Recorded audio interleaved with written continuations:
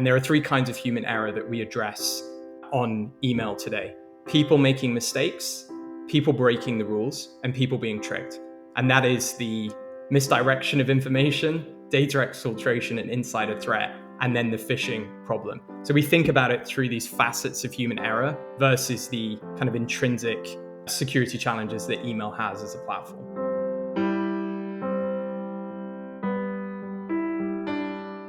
Hello everyone, welcome to another episode of Zero to Exit. This is Nilima and Ankur, your hosts. In today's show, we are pleased to host Tim Sadler, co-founder and CEO of Tessian, a human layer security startup.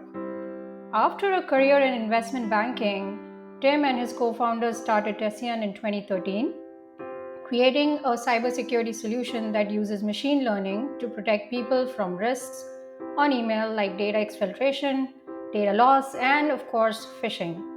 Tim has since built the company to over 200 employees with offices in San Francisco and London, and raised over 130 million, most of it in the last year, in venture funding.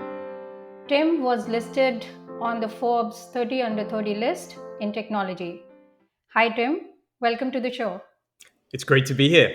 First of all, congrats on the recent fundraise. Yeah, we just announced an extension to our Series C that we raised earlier this year and welcomed a set of new investors. We welcomed Okta, Sozo Ventures, and City Ventures. So thrilled to have these great new investors on board, and as always, thrilled to complete the fundraise and start thinking about how we're going to be able to invest this capital to grow. Yeah, I'd imagine, Tim, in the current funding climate, they didn't even ask you for your pitch deck or revenue numbers. They just probably said, "Shut up and just take my money." That's exactly how it went. No, I wish. It's definitely an active market right now, but investors are still picky as ever with who they invest in and what they want to see. We had a great time. We had a huge amount of interest, and we were fortunate enough that we got to pick the investors that we wanted to work with and wanted to be part of the Series C. No, for sure. Yeah, congratulations again. Yeah. I think it's a testament of the tech. So we will go deep into that in the follow-up questions. But I want to start with Tessian has an office in Bay Area now, but you started in London. And for most of the security tech companies, especially startups, we typically hear there are additional satellite offices in Israel, of course, India, as well as China. How was the experience to start something based out of London? Yeah, London is not the obvious choice to start a company as an entrepreneur back in 2013. Things have come a long way since then, but if we just look back to 2013, when we were starting Tessian, there were really nowhere near as many companies, entrepreneurs, and VCs as there are in the European ecosystem as there are today. And what that means is we had to network super hard to find people that we could learn from and who'd done it before. And there were no real shining examples of security companies. There are a few that have come out of London, but many expand into the US pretty early on. So what it meant for us as a founding team when we were getting started was we were kind of on our own. We didn't raise capital straight off the bat. We had to fund ourselves. We moved into an apartment together, and we were trying to feel our way and understand the problem together as a founding team versus going out to our network or having introductions to existing security teams. So the way I think about it is it was super, super tough back in 2013, but it taught us a lot of hard-earned lessons, and these things live with us today in the company. But we had a lot of grit in those early days. There were no easy answers. There were no silver bullets. I think what we had as a founding team was we were just so passionate about the problem we were solving, and we were just so determined to get a product out and get something that would actually bring value to companies. Yeah, it was humbling and it was not glamorous, but there was a lot of grit in those early years and a lot of perseverance that actually got us through. What are some of the unfair competitive advantages might UK or the London present that a lot of the tech founders here don't know about? The pubs, the Vindaloo curries, or is it cricket or something else? What are a few things, some secret sauces that most people don't know about? It's both of those things, and I'd throw in two more as well. So you've got great food and drink to keep yourself going. I think what surprises a lot of people is that actually London back then and still today is comparatively not as expensive as the Bay Area or even New York. It means that we could quit our jobs and move into an apartment together and live on very, very little actually. And rent was quite a lot cheaper, and you could go and eat out and get a decent meal, and you could do those things. You could actually sustain a living on not a huge salary. And I still think that's true as well. And it goes in terms of building a company. London isn't the most cost effective place to build a company, but you get economic benefit from actually having a base in London. And there's amazing, amazing talent and amazing people there as well. I think the other thing, and a lot of people don't think about this, when you're selling enterprise software, London is an incredible city to go and do sales meetings and sales pitches and try and meet prospective customers, because it is so densely packed. You have kind of every major organization in the world has got some kind of base or some kind of team in London, and you can hop on the tube. Public transport was amazing. And we were doing like 5 to 10 meetings every single day, because you could just jump on the tube, pack the meetings in back to back, and hop from one office to another. And that was kind of the early days for us. It was just sending out cold emails, meeting with companies and getting that feedback. And then, of course, there's just a really, really strong financial services industry there, really strong legal services industry, the insurance markets there. So you've got these really strong verticals too. And again, it's why it's a great place to start a company, especially now that there is that network of VCs, other entrepreneurs, and there's a lot more people in the community who are starting and building companies. Yeah, and many moons ago when I was at Citrix, we had offices in Cambridge and other places. And I think in addition to all the stuff that you talked about, I don't know so much about the security talent, but the tech talent is actually as good as any other place I've been to, including Silicon Valley. So when you combine all that stuff, it obviously makes for a tremendous breeding ground for innovation.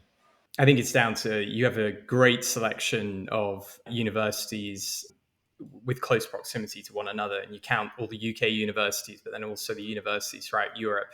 And then there's also great companies as well. And I think the final thing I would say is that a lot of people, the prospect of coming to work for a startup or start a company, there's less competition in terms of trying to attract people from working for a much larger, bloated organization to come work for a cutting edge, small, fast moving company. Whereas the Bay Area, there's companies of all sizes at all stages in all kinds of verticals within technology. So it is a little harder to get people's attention and get them to join the company. Initially 2013, it was very hard. There were a lot of lessons that you're still applying in the company. Any interesting stories of those early days? Yeah, so many. For me, I think the early years for myself, Tom, and Ed, we weren't starting a company for the glamour of telling people we were entrepreneurs or we were starting a company. We were looked at very strange. Why have you left your jobs, and why are you now basically unemployed working on, people call it project. I think the hardest thing when you start a company, especially in enterprise software, is you're searching for product market fit, and the feedback cycles are very, very long. So the time it takes you to build an MVP and get your initial pitch together, then to get in front of customers, then to get them to use the product, then get their feedback on what they like and don't like. These feedback cycles sometimes can take 6 to 12 months. And by that point, you're a year, 18 months in. So there was a lot of that in the early days. And very specifically, we actually built multiple versions of the wrong technology. So the thing we got right was the problem we were solving was a real problem that people wanted to solve. But we addressed that early on. We used a signature-based methodology for how we would detect a misdirected email. So we would actually allow the organization to design their own policies, a lot like a traditional data loss prevention platform. And people were really intrigued by that. And there's a lot in that was differentiated to a traditional DLP platform. But the customers are just finding it hard to get to grips with, well, I want the risk reduction, but I kind of don't want to put any effort into creating these policies, maintaining them, rolling them out. So for us, the most important moment, this pivotal moment for us came when we'd received feedback from a number of customers. We got very close to our first enterprise contract with a customer, and they said, "You're solving the exact problem that we want to address. We have budget for it. You're just not solving it in the right way." And that was when we shifted our effort from building a policy-based method to detect these kinds of human risks and human threats to machine learning. And it was really that moment that kind of formed and was the turning point for Tessian. That's great. Just for our listeners, email security obviously has been around for a while, and there's a ton of problems you can solve, right? Like there's obviously spam and phishing and data loss prevention. Which specific area does Tessian focus on out of these different challenges that enterprises find in email business? So we probably take a slightly different view of the email security problem. And I think if we do a kind of quick look back in history at email security as a problem and some of the approaches to solve that. So email, first off, was never designed with security in mind.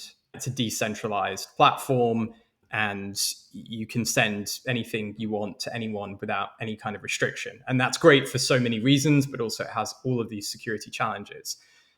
The second thing is that really email security has evolved from being, as you mentioned, really about spam to then malware coming in through email. And then it's evolved through to URLs. And now this kind of very hard to detect, very convincing, socially engineered emails that just look like any other email that are impersonating a third party.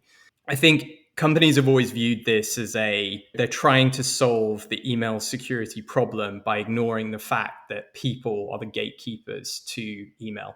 So we think of the email security problem not as, okay, it's intrinsically baked into email, but it's actually the human interaction with email that is the problem.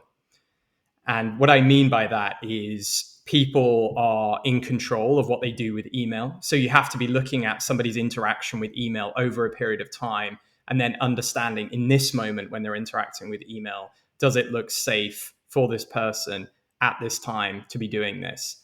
So for example, it's why data loss prevention as well has existed for a very long time. And really the approach that was taken was we will allow a company to define a policy. So if you're sending a pattern of information out on an email, we will say that that email is sensitive and therefore you can't send it. Well, there's so much sensitive information that's shared that has no discernible pattern that can be prescribed or identified. So rather than looking at it from what is possible with technology or how can we look at email as a technology and then try and build security for that, we're looking at how do people use email? What are their weaknesses? And there are three kinds of human error that we address on email today. People making mistakes, people breaking the rules, and people being tricked. And that is the misdirection of information, data exfiltration, and insider threat, and then the phishing problem. So we think about it through these facets of human error versus the kind of intrinsic security challenges that email has as a platform. One of the things, Nilima and I've been in security for over a decade now. And one of the things that has been fascinating to me, I've never done email security product, I think over a decade ago. And then I think Google acquired a company, I think it was from Paul Graham. It was on spam filter, which is learning-based model. And then the just spamming just went away. Like by and large, like it just the problem went away. What's fascinating to me is that, but the things like phishing, spear phishing, not data loss prevention, there is a big problem there.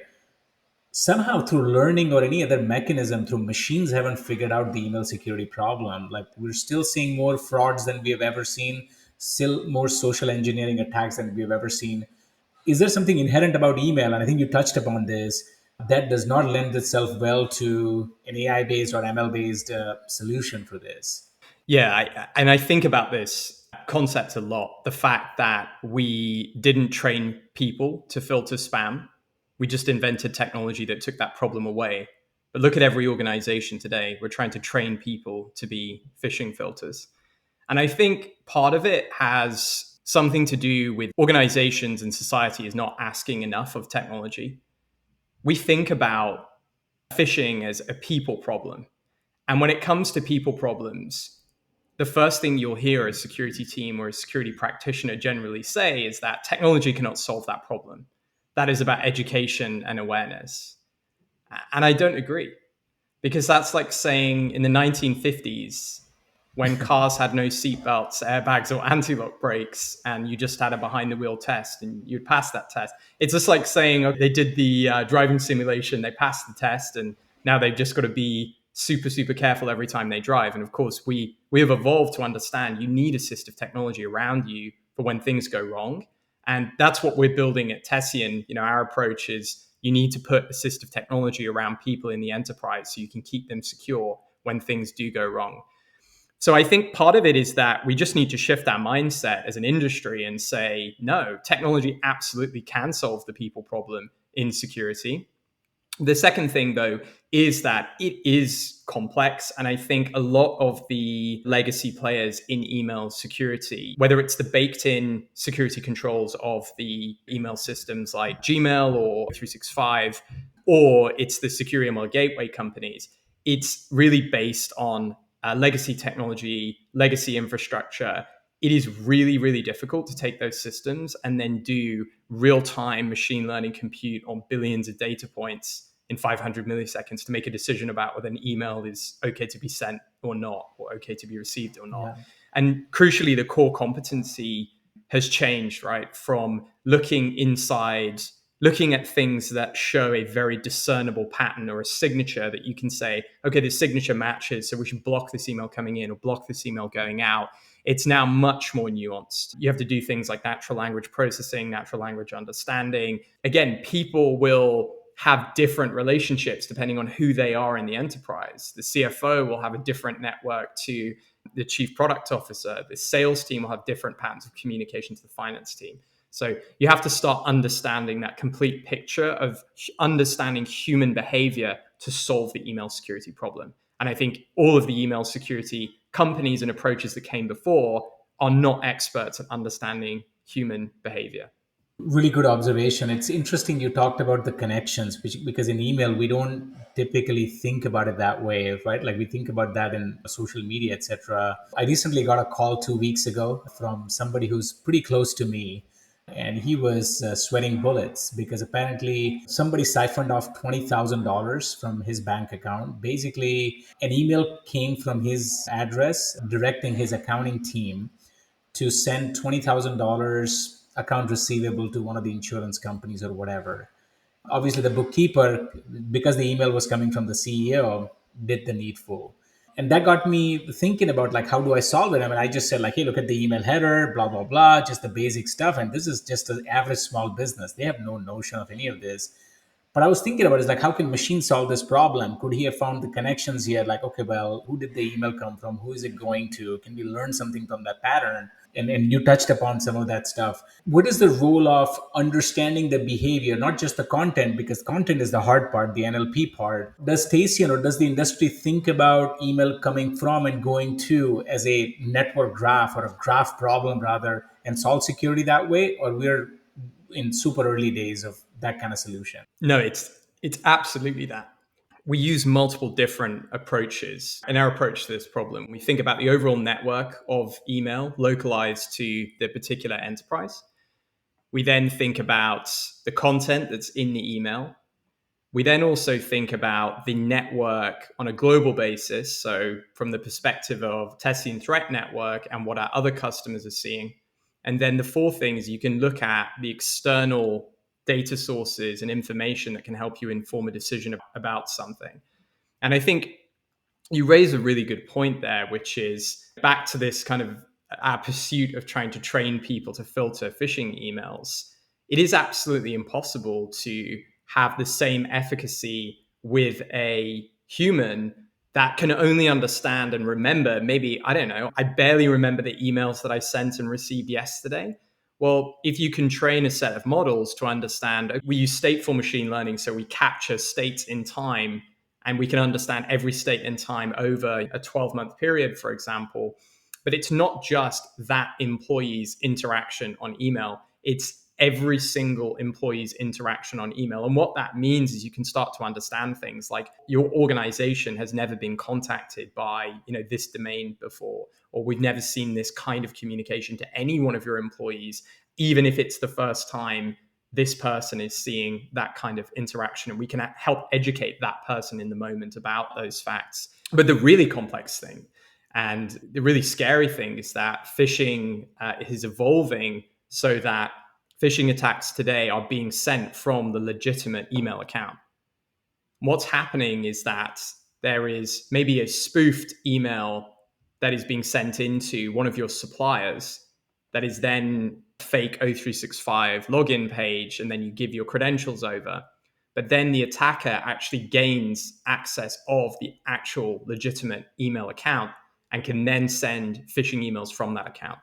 And again, that's one of the things that we have to build models, and we have to understand the data science behind how do you detect those kinds of threats.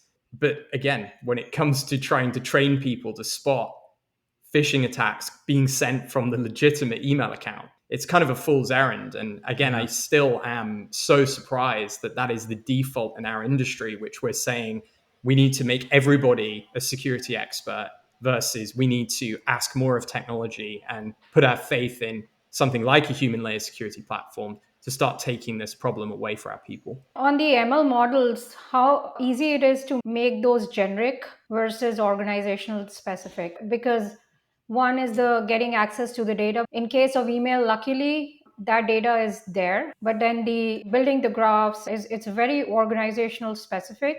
So is there a path to building generic pieces to it?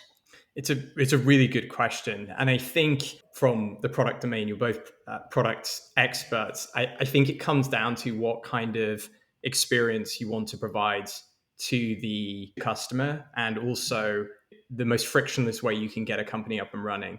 The reason why I say that is you could take an approach with your training machine learning models where you say, we want to be highly customized, highly specific for every single enterprise that we work with.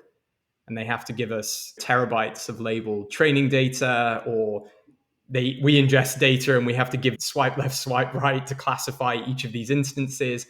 And you can potentially get more specific customization and calibration there. But of course, that barrier to entry and barrier to usage is really, really hard.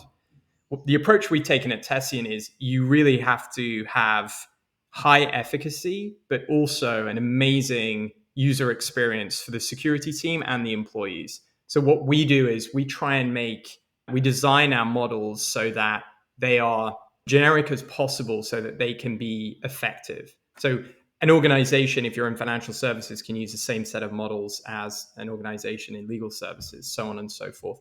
And we designed it that way from the beginning. And the other conscious effort we made was, some people say there's really rich data in my CRM platform that you could also leverage to understand human behavior. And we've tried to take the approach of juicing as much intelligence from as few data sources as possible. Again, because when trying to get customers to use your product, you're trying to build trust with an organization. Every single data point, every single point of data ingestion just adds friction to that. So in many ways, it is so much more difficult to take this approach because you have to really, really stretch the capabilities of the data science team. You have to do harder research and development. You have to work harder to have that efficacy in the models that you're creating. But that's the approach we've taken. Now, the other answer is we do modeling at a global level and a local level. So every organization will get their own set of models calibrated to them. But then we do also inherit features and understanding from the wider base of our customers, if customers opt into that. This has been pretty insightful because I've never looked at email security problem in the AI and data science lenses. So incredibly useful. Just kind of taking a step back, maybe talk a little bit less about the product, but just the business aspect of it and the sort of the nature of the reality. If you look at the most successful email security companies today, the proof points, the Barracudas, and even the startups who have top of mind, like a Gary, right? It's the good old rule-based systems. It's the motherhood and the apple pie. You're trying to do something very, very different, but your customers are basically like, well, you got to give me this foundational basic rule-based stuff. How hard is it, you as a business owner, as a product owner, to actually say no to a whole bunch of customers because you're competing with the same players? Or is it more of an augmentation play where you'll say like, hey, like you have proof point, no problem, use their rule-based stuff, we're going to just use our stuff as an overlay?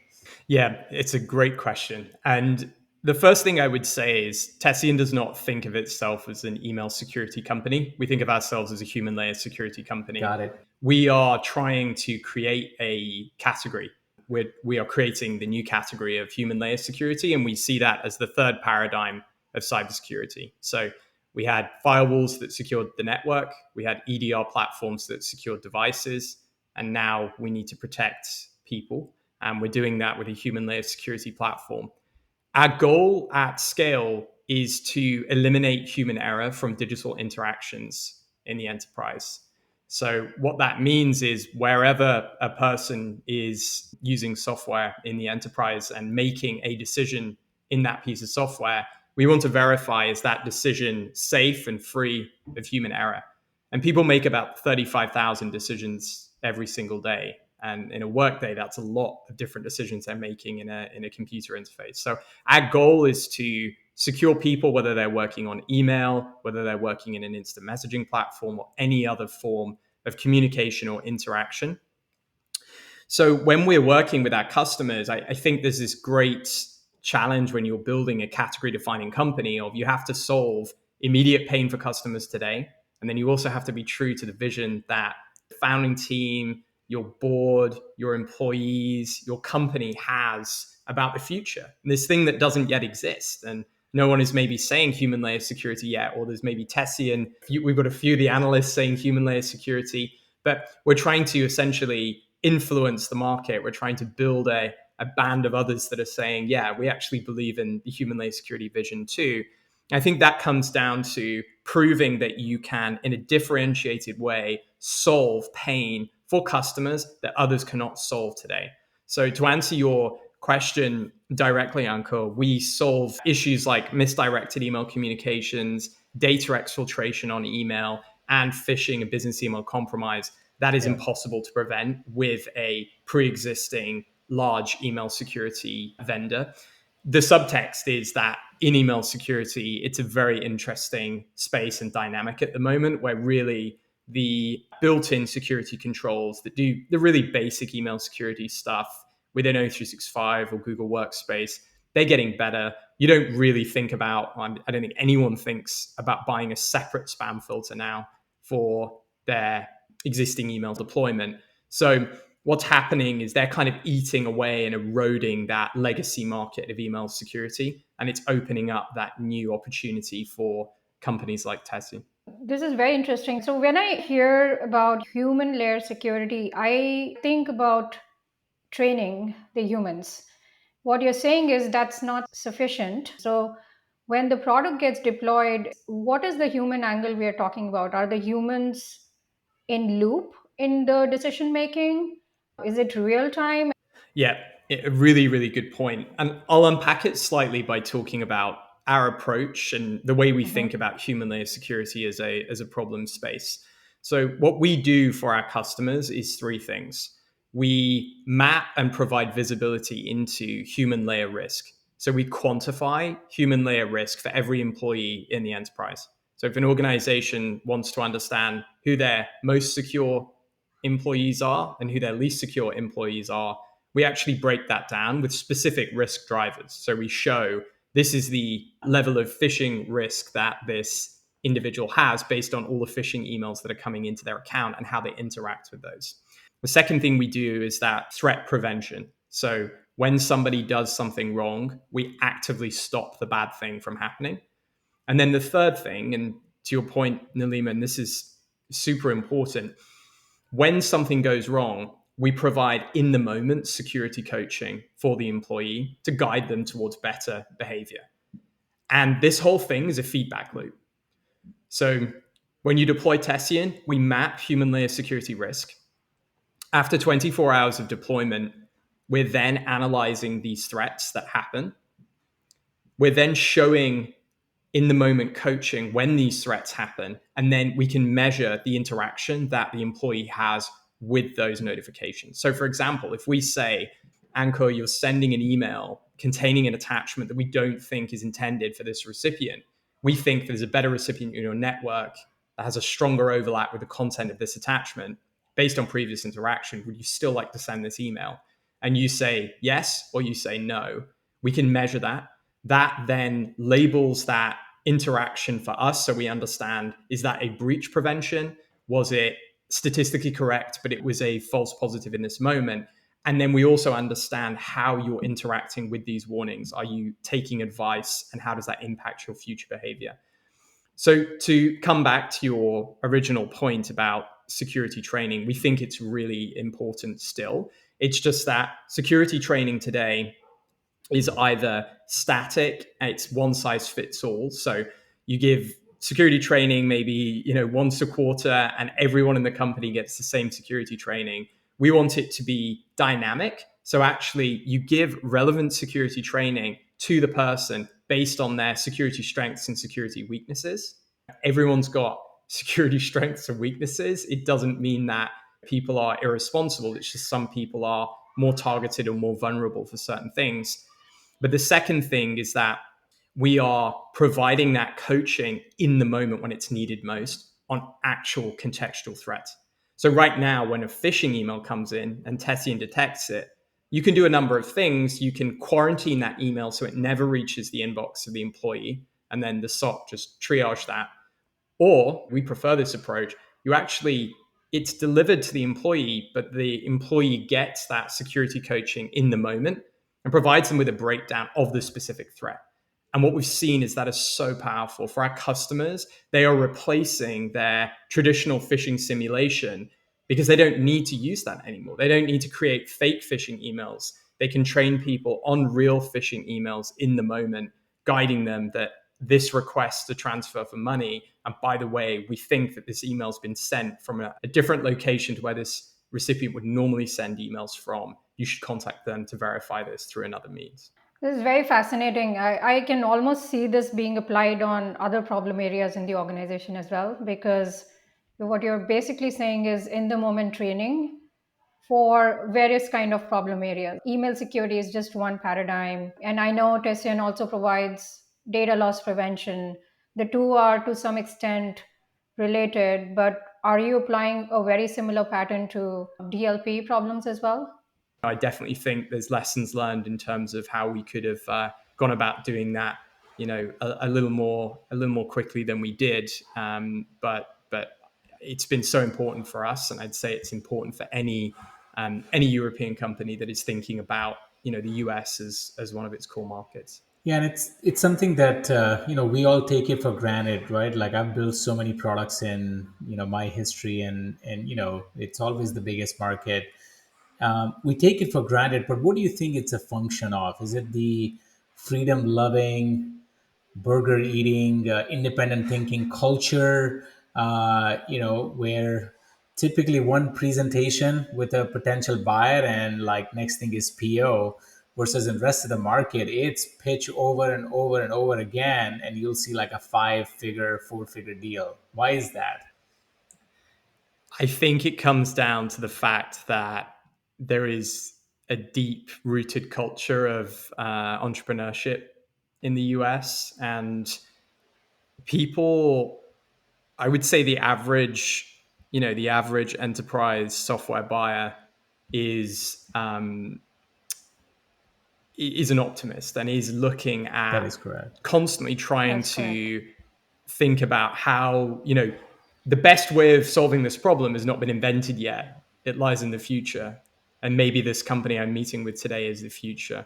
And I think in other parts of the world, traditionally there's been an approach which is skepticism.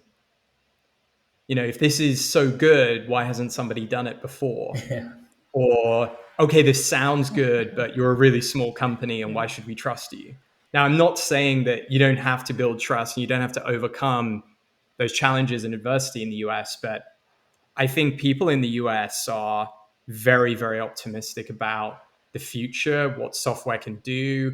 They really also take a great deal of pride in backing and taking bets and taking calculated risk on new companies and new technology, because they almost see it as a point of pride. If this goes really well, I'll be the first CISO, I'll be the first CIO who got behind this product, and I'll tell my community and I'll tell my friends. And then they'll start using it, and I'll also be able to learn from this company and learn from this founding team. And I love that. Yeah. I mean, it is just the most awesome thing. And it gives me so much energy being here and working with companies that sometimes are, the largest companies in the world, looking at your product and your company to Yeah. solve some of the problems they have. So I think it comes down to that optimism, entrepreneurship, and then just the confidence to take calculated risk. Yeah. It's almost like Yeah. large companies have an unfair disadvantage compared to startups here in the US. Totally. Yeah. On that one, we've been selling in enterprise for long enough. We know that anything we introduce gets adopted in US, then it follows in UK, and it rolls in Australia and the APAC region. Do you see that early adoption streak change as more and more investment dollars flow into different countries? I do definitely think that there is a change, or there's been a change in behavior and attitudes. There are a Yeah. number. Um, I was talking to a CIO yesterday, based in the UK, and they have set up an entire program around innovation, investing in startups, digital technology for their company, and they've done it really, really well. And they're not that large an organization, 500 to 1,000 people. Definitely, organizations are um, trying to adopt that kind of US mindset of how do we take on new products to use internally? How do we get involved with startups? How do we start acting more like a startup ourselves? I think, generally speaking, there is still a gap. The gap that exists, I think, between the European ecosystem and the US ecosystem is you've not yet seen that wave of um, very successful company exits that have then created entire communities of people who had kind of life changing experiences, events, transactions that they then go on, they then impact all of their friends that hear about this, and their friends Totally. then also, gain that kind of optimism and confidence to take their career into technology or start a company. The Bay Area just has this where everyone knows someone who. In startups, lows are lower than highs are high. How do you keep your mojo for such a long time? I think it comes down to, you just got to always have perspective. Somebody said to me, the good things are never as good as you feel they are, and the bad things are never as bad as you feel they are. And by taking that step back and just thinking, really, all of us, founders, people, operators, people who are building in companies, this is one of the most privileged things we could be doing. It is one of the coolest things to build a company, to build product that has never existed before. And as you say, it's challenging as well. But I think it's about putting that into perspective and really thinking that even a bad day, it's never that bad. There are challenges and there are pains, but for me, that's how I do it. And then some of the other things, I'm really fortunate to have an amazingly supportive partner. My wife has been there from the beginning and just have an amazing home life, and we make time to do a lot of other things as well outside work. So yeah, that's how I keep it in balance. And then the other thing is just I try and exercise regularly and to a very, very fixed schedule. I love schedules, and I have like a pretty fixed schedule every day. And again, I find that I'm good when I operate around that routine, and I know how to sort of decompress, and I know how to get myself refreshed and reset for the next day. Yeah, I can see the kettlebells in the background. And for the Yeah. listeners, kettlebells are the most underrated gym equipment ever. I love them Absolutely. myself. Mad respect for entrepreneurs like yourself. Look, I've been here, and Nilima has been here for 20 years. There's a reason why we have been number two and number three and not the number one in a company, because it's a grind. It just takes so much on your mind and body. So much respect to you. Good luck to you. Good luck to Tessian for future success. I know who to call next time an acquaintance calls me about an email security problem. But thank you so much for taking the time, and best wishes for the future. No, thank you both so much. It's been such a pleasure to be on the show, and I'm looking forward to keeping in touch. Thank you, Tim, and respect for your wife as well. They are the unsung heroes. And hopefully, next time we host you, she can be there as a co guest. And we would love to get her perspective on how a successful company has been made by a successful wife, full Oh, founder. she would love that, and I'm sure she'd have a few things to say as well. Absolutely. Thank you. Bye. Thank you.